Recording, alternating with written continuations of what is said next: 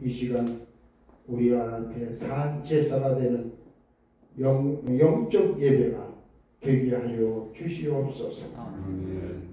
이 시간 부족한 종이 주의 말씀을 전합니다.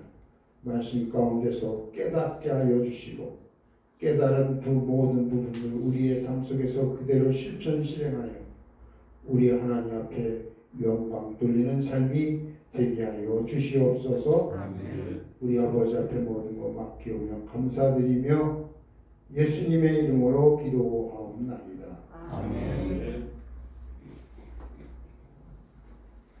네, 우리 예수님께서는 주님이 되십니다. 주님이신 예수님 말씀을 나누도록 하겠습니다.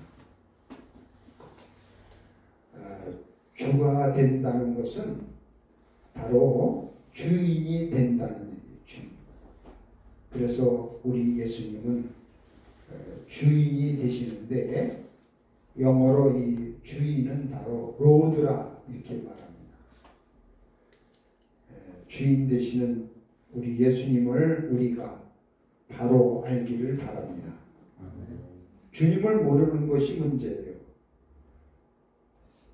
주님을 모르면 주인의 그 눈밖에 나게 되고 쫓겨나게 되고 주인의 그러한 절대적인 도움이 없을 것입니다. 그런 면에서 오늘 우리가 이 신앙생활하는 우리 신앙이라고 하는 그 언어를 보면요, 그것은 바로 나의 주인을 찾는 겁니다. 그리고 주인의 뜻대로 사는 것입니다. 이사야서 1장 13절에 보면은 소는 그 임자를 알고 나귀는 그 주인의 구유를 알건만은 이스라엘은 알지 못하고 나의 백성은 깨닫지 못한도다 그랬습니다. 짐승도 주인을 아는데 만물의 영장인 사람이 주인을 모른다는 것은 이것은 수치입니다. 주인 안에 있는 짐승은요, 주인의 영역에서 자유를 가지고 주인의 도움을 받으면서 살게 되죠. 주인이 그 가축을 키울 때 보면요, 그 소도 소죽을 끓여줍니다. 양식으로. 그리고 추울 때는 그 거적을 이렇게 입혀주시고 움막도 지어주고 이렇게 쉴 수 있는 공간도 마련해 주는 겁니다. 주인의 손을 떠난 가축은 넓은 들판을 마음대로 다닐 수는 있지만 그 속에서 늘 맹수의 위험이 도사리고 있습니다. 양식도 자기가 해결해야 합니다. 그래서 이 주인이 있는 가축과 주인이 없는 그 가축의 삶의 차이는 엄청난 거죠. 주인이 없는 그러한 개를 보면요, 떠돌아다니는 개는 들개죠. 그래서 사람들이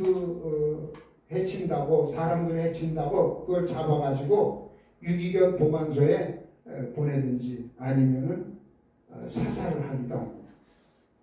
그런데 집안에 있는 애완견은 주인이 껴안고 자기도 하고 또 옷도 사입힙니다. 요새 이렇게 조그만 애완견들 보면요, 다들 웬만하면 옷을 입혀요. 그래가지고 자기 자식처럼 키우는데, 우리가 주인이 있다 할 때에 그 주인이 나를 이렇게 키우고 양육한다고 할 때에 우리에게는 정말 참된 주인이 있어야 할 줄로 믿습니다.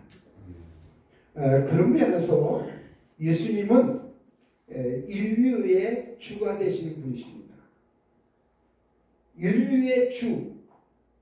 그래서 성경에서는 그 모든 사람들의 주라고 이렇게 얘기합니다. 인류의 주. 로마서 10장 12절 말씀에 보면은 유대인이나 헬라인이나 차별이 없습니다. 한 분이신 주께서 모든 사람의 주가 되사 그를 부른 모든 사람들에게 부유하시도다.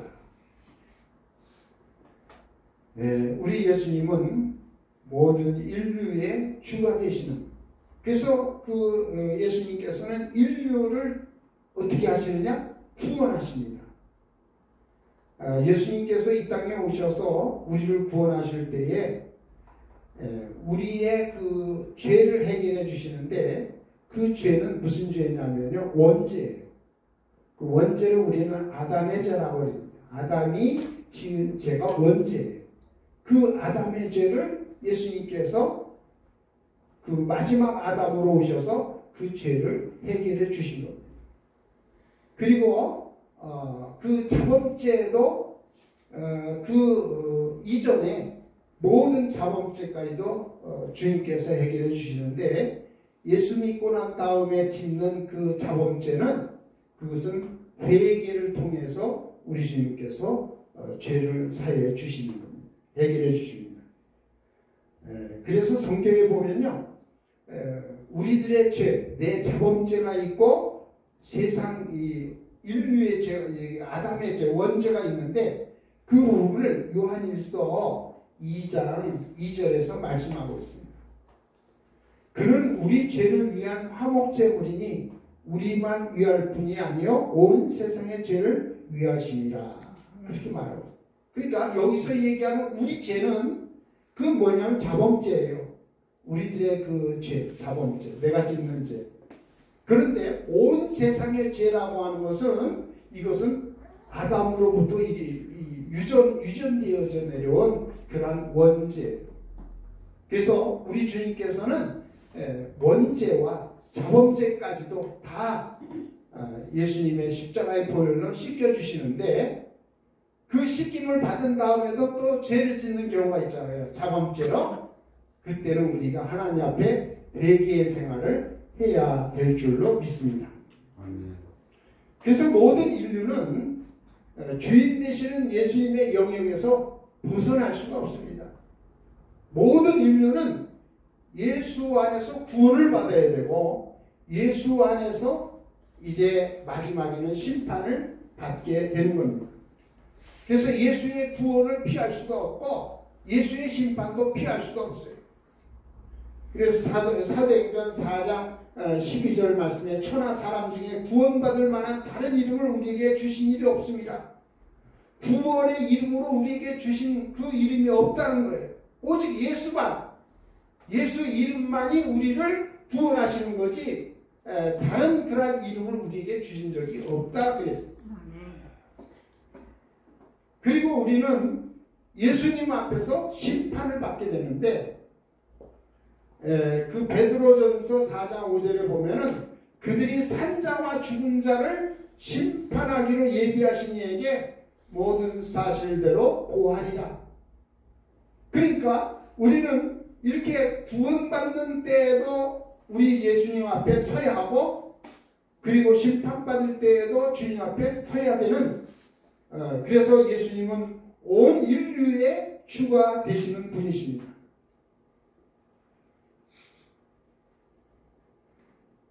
성경에 보면은 구원받을 때에 이제 우리가 주님 앞에 서는데, 그 비유의 말씀이 바로 양과 염소에 대한 얘기입니다. 양과 염소, 그 양과 염소는 다 교회 안에 있는 사람을 얘기하는 겁니다. 1위는 저 불신자를 얘기하는 겁니다. 근데 양과 염소는 교회 안에 있는 자들을 얘기하는 겁니다. 그래서 성경에 보면은 마지막에 그 하나님의 집에서부터 심판이 시작된다. 하나님의 집은 바로 교회를 얘기하거든요. 하나님의 교회로부터 심판이 이루어지는데 교회도 심판을 받는 거예요. 그래서 교회 안에서도 양과 염소로 심판을 받는 거죠. 그래서 오른편에 있는 자와 왼편에 있는 자로 나누어지는데, 그 왼편에 있는 자는 뭐냐면 교회에서 아니오라고 얘기하는 사람이에요. 네? 고린도후서 1장 19절로 20절에 보면은 교회에서 아니오라고 말하는 사람이 있고, 교회에서 예라고 아멘이라고 말하는 사람이 있어요. 근데 아니오라고 하는 사람은 마귀의 종이기 때문에 아니오라고 얘기합니다. 하나님의 자녀는 항상 하나님의 말씀 앞에서 예, 아멘 하면서 말없이 순종하는 그러한 자입니다. 그래서 우리 구원받은 성도들은 하나님 앞에서 양과 같이 오른편에 있는 아멘하는 성도들이, 순종하는 성도들이 될 수 있기를 주의 이름으로 축원합니다. 아멘. 그리고 예수님은요, 온 인류의 주가 되실 뿐만 아니라 예수님은 역사의 주가 되시는 분이십니다. 예수님은 역사의 한가운데 계신 분이에요. 그래서 우리는 사실 이 역사의 한가운데 계신 예수님의 시간 속에서 우리가 살아가고 있는 거예요. 그런 면에서 그 예수님의 시간 속에 살고 있는 사람들은 행복한 자고, 그 안에서 사는 사람들은 마지막에서는 최후 승리를 이루게 될 줄 압니다. 그래서 예수님의 시간 속에 사는 사람들은 그분의 또 사역 속에도 함께 동참하고 주님의 일을 함께 이루어 나갑니다. 그래서 우리 그리스도인은 사역을 할 때에 내 일을 하는 게 아니라 주님의 일을 이루어야 하는 겁니다. 여러분, 하나님의 일이라고 하는 것이 뭡니까? 하나님의 일은 둘로 나눌 수 있어요, 크게. 근데 하나는 예배예요. 또 하나는 전도예요. 그래서 예배와 전도라고 하는 것은 하나님이 우리에게 주신 하나님의 일인데, 그 예배는 뭐냐면요, 예수 믿는 일이에요. 오늘 여기 모여서 우리가 예배를 드릴 때에 그 주제가 뭐냐? 예수 믿는 일을 위해서 우리가 예배를 드리는 거예요.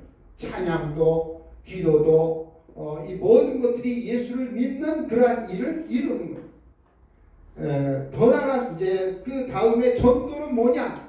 전도는 예수님의 십자가와 부활을 전하는 그런 일이죠. 때로 하나님께서는 전도에 미련한 것으로 구원하시기를 원하셨다. 그래서 우리는 하나님 앞에 정말로 역사의 주인이 되시는 그 예수님 앞에 우리는 하나님의 일을 이루는데, 그 일은 바로 예배와 전도인 줄로 믿습니다. 특별히 우리 예수님은 이 역사의 주인이 되시는데, 그 역사를 우리가 보면요, 시간을 나눌 때 주전과 주후로 나누잖아요. 주전은 BC라고 해요. 주후는 AD라고 해요. BC는 Before Christ, 예수님 이전. 그리고 주후는 Anno Domini, 주님의 날, 주님의 시간, 이렇게 이제 얘기하는데, 그 주전과 주후 가운데 그 사이에 계신 분이 누구냐? 예수님이십니다. 그래서 모든 시간은 예수님을 중심으로 해서 과거로 가기도 하고 또 미래로 가는 거예요. 그래서 예수님이 한가운데 계셔서 역사의 주관자가 되시는 분이죠. 우리가 이제 시간에 대한 얘기를 할 때에 그 시간은 그 두 종류로 얘기를 합니다. 카이로스와 크로노스라고. 근데 카이로스라고 하는 것은 뭐냐면 하나의 시간이, 하나의 사건이 이루어지는 시간, 어떤 사건이 이루어질 때 그 시간을 우리는 카이로스라 이렇게 얘기합니다. 그냥 흘러가는, 그냥 아무 무의미하게 평범하게 흘러가는 시간, 그 시간은 크로노스라 이렇게 얘기합니다. 그런데 예수님이 이 땅에 오셔서 십자가를 지시고 또 사흘 만에 부활하신 이 사건은 바로 무슨 사건이냐? 카이로스의 사건입니다. 그래서 예수님만이 정말 이 인류 역사 가운데 이 카이로스라고 하는 하나의 사건, 예수님의 십자가 사건, 예수님의 부활의 사건, 이것이 바로 역사의 한가운데 서셔서 인류 역사를 이끄시고 또 오늘도 우리 가운데서 이 사역을 이루어 나가시는 줄을 믿습니다. 아멘. 그리고 예수님은 구약과 신약의 한가운데 계신 분이십니다. 구약의 이야기를 보면은 그 오실 메시아, 앞으로 오실 메시아에 대한 이야기를 하는 것이고, 신약의 이야기는 오신 메시아, 그 메시아라고 하는 기름 부음 받은 자라는 얘기죠. 그래서 거기서 기름 부음 받은 자를 누구를 얘기하냐? 예수님을 얘기합니다. 그래서 오실 예수님, 오신 예수님, 이 구약과 신약인데, 예수님은 구약과 신약의 그 사이에서 그 중간에서 그 역사를, 신구약의 모든 역사를 또 다 지배하고 또 그 역사를 이끄시는 그런 분이십니다. 그래서 성경에서는 예수님을 뭐라고 얘기하느냐면요, 만유의 주라 이렇게 얘기합니다. 만유의 주. 만유라고 하는 것은요, 우주에 존재하는 모든 것을 얘기하는데, 우주에 존재하는 모든 것의 주가 되신다. 이 말은요, 무슨 의미가 있느냐면요, 우리 예수님은 섭리주가 되신다. 모든 것을 다스리시는 분이시다. 그런 의미가 있어요. 시편 103편 19절에 보면 여호와께서 그의 보좌를 하늘에 세우시고 그의 왕권으로 만유를 다스리도다. 만유를 다스린다는 거예요. 그래서 만유의 주가 되신다는 그 말은 다스리시는, 섭리하시는 그러한 주님이시다. 이렇게 우리가 이해를 하면 되겠습니다. 그리고 예수님은요, 만주의 주가 되신다. 계시록 19장 16절에 보면은 만주의 주가 되신다. 거기에 보면 그 옷과 다리에 이름을 쓴 것이 있으니 만왕의 왕이요 만주의 주라 하였더라. 예수님은 만주의 주예요. 이 만주의 주는요, 뭐냐면요, 재림주를 얘기하는 거예요. 예수님께서 다시 오실 때에 그 예수님은 만왕의 왕으로 만주의 주로 우리에게 오실 것을 말씀하시는 겁니다. 그러므로 이 역사 속에서 역사의 주인이 되신 예수님은요, 반드시 재림하십니다. 세상 사람들은 세상이 무너지니까 세상이 무너질 때에, 천지개벽할 때에 얼마나 두렵고 무섭습니까? 그래서 이런 날이 오기를 두려워하고 아예 안 왔으면 좋겠다. 그렇게 이제 이야기를 하는데, 그러나 우리 예수를 믿는 그러한 자들은 이 날이 바로 어린 양 예수의 혼인잔치하는 그런 날이고, 잔치하기 때문에 이 날은 기쁨의 날이요 행복의 날인 줄로 믿습니다. 그래서 우리 예수 믿는 사람들은 혼인잔치 때에 신랑 예수 맞으려고 오늘 우리가 뭘 해야 되느냐? 신부단장을 하는 겁니다. 할렐루야. 주님의 신부로서 아름답게 신부단장도 할 수 있기를 주의 이름으로 부탁을 드립니다. 그 다음 세 번째는요, 예수님은 어떤 분이냐면 나의 주가 되시는 분이십니다. 나의 주. 자, 예수님이 인류의 주가 되시고 또 역사의 주가 된다 하더라도 나하고 관계가 돼야 진정한 주인이 되는데, 그 주님이 바로 나의 주가 되십니다. 그래서 히브리서 12장 2절에 보면은 예수님은 믿음의 주라 그렇게 얘기합니다. 그래서 믿음의 주여 또 온전케 하신 예수를 바라보자 그렇게 말합니다. 여러분, 시편 기자 다윗은 뭐라고 고백했습니까? 주는 나의 주라, 나의 주님이다, 이렇게 고백을 했어요. 도마도 그 예수님을 의심했던 도마도 마지막에는 살아계신 부활하신 예수님을 만나고 주님 앞에서 나의 주님이시오 이렇게 고백을 했습니다. 베드로는 뭐라고 고백했습니까? 주는 그리스도여 살아계신 하나님의 아들이십니다. 이렇게 고백을. 그리고 성경에서는 이렇게 주님을 향해서 고백하는 사람들이 많이 있습니다. 그 맹인이 그 눈을 뜨게 되고 고침받게 될 때에 그때에 그 예수님 앞에서 그 맹인이 뭐라고 얘기했느냐? 주여 내가 믿나이다. 주여 내가 믿나이다. 주님을 처음에는요 믿지 못했지만은 뭐라고 얘기하면 내가 믿고자 하나이다. 예수님 당신 누구시오니까 내가 믿고자 하나이다. 그때에 예수님께서 내가 그를 보았고 그리고 너와 말하는 자가 바로 그다 하고 얘기할 때에 주여 내가 믿나이다. 그 얘기를 했을 때에 주님께서 그 맹인의 눈을 뜨게 해 주신 줄로 믿습니다. 성경에는 이렇게 예수님을 정말 나의 주님으로 고백하는 자들이 많이 있습니다. 마르다도 예수님을 주는 그리스도의 세상에 오시는 하나님의 아들이시라고 고백을 했고 또 귀신 들린 아이의 아버지도 내가 믿나이다. 나의 믿음 없는 것을 도와주소서. 여러분 우리가 믿음을 가질 때 때로 믿음이 없어서 그래서 의심할 때가 있는데 여기 한 사람은 나의 믿음 없는 것을 도와달라고 내가 믿나이다. 이렇게 얘기했는데 여러분들은 예수님을 어떻게 고백할 것입니까? 나도 이제는 주님 앞에서 주인님 내가 믿나이다. 이렇게 고백을 할 수 있어야 될 줄로 믿습니다. 다른 사람만 믿는 것이 아니라 이제 내가 주님을 믿는다고 그렇게 고백을 해야 될 줄로 믿습니다. 그리고 주님을 믿으면 이제는 내 뜻이 아니라 주님의 뜻대로 살아야 합니다. 전폭적으로 주님께 맡겨야 합니다.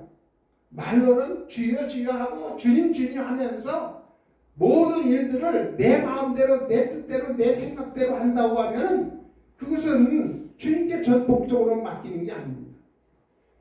주인의 뜻대로 살지 않냐면은 그런 주인과 아무 상관이 없고 주인의 집에서 쫓겨나는 거죠. 그래서 성경에서는요 내 마음대로 하는 것, 내 뜻대로 하는 것 그게 다 죄라는 거예요. 네? 그래서 늘 우리 그리스도인들은 주님의 뜻을 찾아야 되고 주님의 뜻을 기도로 묻고 주님의 뜻대로 살아야 합니다. 그래서 우리 그리스도인들에게는 기도 생활이 중요한 거예요. 기도를 통해서 하나님과 교통하면서 주님과 친밀한 관계를 유지하면서 주님과 정말 가까운 그러한 삶을 살아야 돼요.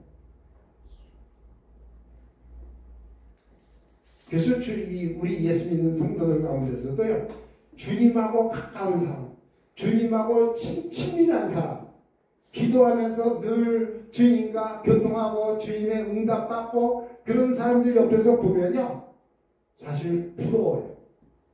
저 사람은 주님이 인정하는 사람이구나. 저 사람은 행복하겠구나. 그렇게 생각을 하는데 여러분 우리는 정말로 주님을 나의 주님으로 고백하시고 그리고 그 주님이 바로 나의 믿음의 주가 되심을 인정해야 될 줄로 믿습니다. 뿐만 아니라 예수님은 생명의 주가 되서 나의 생명을 주관하시는 나에게 그 주님께서 그 생명을 주시는 그러한 하나님이십니다. 예수님의 생명, 그 생명을 우리에게 주시는데 그 예수님의 생명이 뭐냐면요 하나님의 생명이에요. 그 안에 생명이 있었으니 요한복음에 그 안에 예수님 안에 말씀 안에 생명이 있었는데 그 생명이 바로 뭐냐? 하나님의 생명, 영원한 생명, 영생이란 그 영생을 오늘 우리들에게 주시기 위해서 예수님께서 생명을 가지고 오셔서 생명의 주님으로 일하셨는데 사람들은 그 예수님을 죽였지만 하나님께서는 그 예수님을 죽은 자 가운데서 살리신 줄로 믿습니다. 그래서 찬송가 380장 제가 이제 좋아하는 찬송가인데 거기에 보면은 나의 생명 대신 주님 앞에 나아갑니다. 주의 흘린 보혈로 정케하사 받아주소서. 날마다 주를 찬송하겠네. 주의 사랑줄로서 나를 굳게 잡아내소서. 나의 생명 되시는 그러한 주님이신 줄로 믿습니다. 아멘. 예수님은 인류의 주가 되시고 역사의 주이시지만 이제 나와 직접 관련된 그 부분은 바로 예수님은 나의 주님이시라는 것. 그래서 우리 그리스도인들은요, 늘 내 안에서도요, 이렇게 고백을 해야 돼요. 뭐라고 얘기하냐면 예수 내 구주. 그걸 자꾸 반복을 하면서 주님 앞에서 예수 내 구주. 그걸 고백을 자꾸 여러분 시간 나 혼자 있을 때라도 그렇게 고백하면서 살면은 주님이 정말로 나의 주인 되시고 내 모든 일들을 담당해 주시고 응답해 주실 줄로 믿습니다. 근데 예수님이 내 안에 계신다는 것은요, 무엇으로 계시느냐면요, 말씀으로 계십니다. 여러분들 우리가 성경을 보면서 말씀을 보잖아요. 그러면 그 말씀이 우리 안으로 들어옵니다. 할렐루야. 아멘. 말씀이 내 안에 들어와서 내 모든 그러한 삶을 인도하고 말씀이 나를 가르치고 말씀이 나를 복되게 하는 거예요. 그래서 이 말씀이 내 안에 계시는데 그 말씀이 바로 영이라고 했어요. 말씀은 영이다. 요한복음 6장 63절. 말씀은 영인데 그 어떤 영이냐?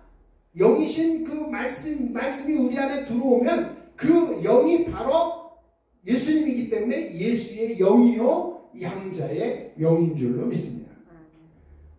그래서 이 양자의 영과 그 예수님의 영은 성령하고 다릅니다. 우리가 이 부분을 잘 구분을 못해가지고 예수의 영과 양자의 영을 자꾸 이제 그 성령하고 같이 이해를 하는데 아니에요. 예수의 영, 양자의 영은요, 우리가 이 영이 우리에게 임하면 예수님을 뭐라고 얘기하냐? 아빠, 아버지 이렇게 부를 수 있는 거예요. 내 신분이 하나님의 자녀가 되기 때문에 그 하나님 주님을 향해서 하나님을 향해서 예수님을 통해서 우리가 양자의 영, 예수의 영이 왔기 때문에 그 하나님을 아빠, 아버지라고 부를 수 있는 자격을 얻은 거예요. 근데 성령은요, 영역이 달라요. 하시는 일이. 예수님을 성령은 증언하십니다. 그래서 우리 하나님의 사람들은요, 어떻게 해야 되냐? 말씀을 사랑하고 말씀을 많이 읽고 그리고 더 나아가서는 말씀을 내 마음속에 묵상을 해야 되고 암송을 해야 돼요. 말씀이 내 안에서 떠나지 않도록 그렇게 살아가야 할 줄로 믿습니다.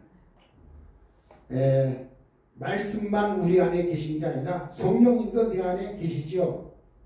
성령님도 내 안에 계셔요. 그래서 성령님은 하나님의 일곱 영으로 계시는데 우리 그렇기 때문에 예수를 믿는 것과 성령을 받는 것은 차이가 있습니다.